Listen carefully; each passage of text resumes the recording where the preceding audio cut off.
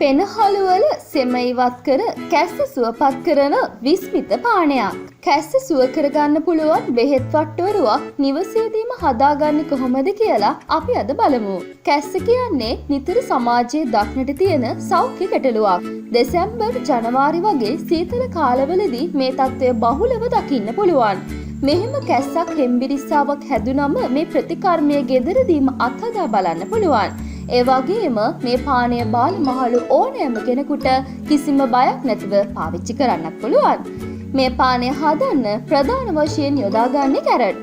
ඒ කියන්නේ විවිධ පෝෂ්‍ය ගුණයන්ගෙන් අණු එළවලුවක්. ඒ වගේම කැරට් අදිරුදිර පීඩනයටත් දියවැඩියාවටත් ඉතාම ගුණදායී ආහාරයක්. මේ එළවලු උයලා කනවට වඩා ජූස් එකක් විදිහට බොන්න පුළුවන් නම් තමයි වඩාත් ගුණදායක. මොකද ජූස් එකක් විදිහට පෝෂ්‍ය කොටස් සංකේන්ද්‍රණය වීම වැඩි නිසා. අපි බලමු කැරට් වල තියෙන සෞඛ්‍ය ප්‍රතිලාභ මොනවද කියලා. ප්‍රතිශක්තිය වර්ධනයට හා හදවත රුධිර වාහිනී පද්ධතියේ ක්‍රමවත් ක්‍රියාකාරීත්වය පවත්වාගෙන යාම, ශාරීරික කොලෙස්ටරෝල් මට්ටම අවම කිරීම, පිළිකා ඇතිවීම වැළැක්වීම, සමමත කුරුලා හැට ගැනීම පාලනය කිරීම, සිරුරේ කැල්සියම් අවශ්‍යතාවය සපුරාලීම, ආහාර ජීර්ණය පහසු කරවීම වැනි දේවල් ඔබට ලැබෙන සෞඛ්‍ය ප්‍රතිලාභ. අපි දැන් බලමු මේ කැරට් පානය හදාගන්නේ කොහොමද කියලා. උවමනා වෙන්නේ මෙන්න මේ දේවල්. කැරට්, පිරිසිදු මී පැණි මේස හැඳි 4ක් සහ ජලය. අපි බලමු කොහොමද මේ බලගොඩ පානය හදාගන්නේ කියලා. මුලින්ම කැරට් ටික හොඳින් පිරිසිදු කරගෙන කුඩා කැවලි වලට කපා ගන්න ඕනේ.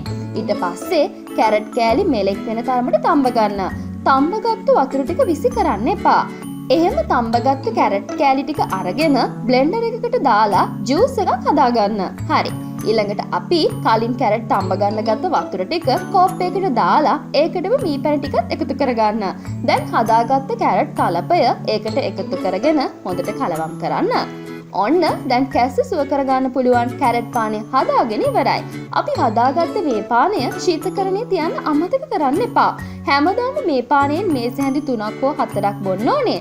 දවස් 2ක් ඇතුළත ඔයාට සහනයක් අනිවාර්යෙන් ලැබෙනවා.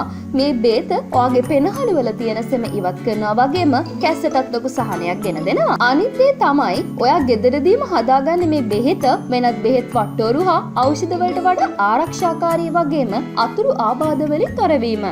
ඔයාගේ වටිනා කාලය මේ වීඩියෝ වෙනුවෙන් වැය කළාට ගොඩක් ස්තුතියි. මේ දැනුම ඔයා ආදරය කරන යාළුවන් එක්ක වගේම පවුලේ අය එක්කත් බෙදා ගන්න අමතක කරන්න එපා.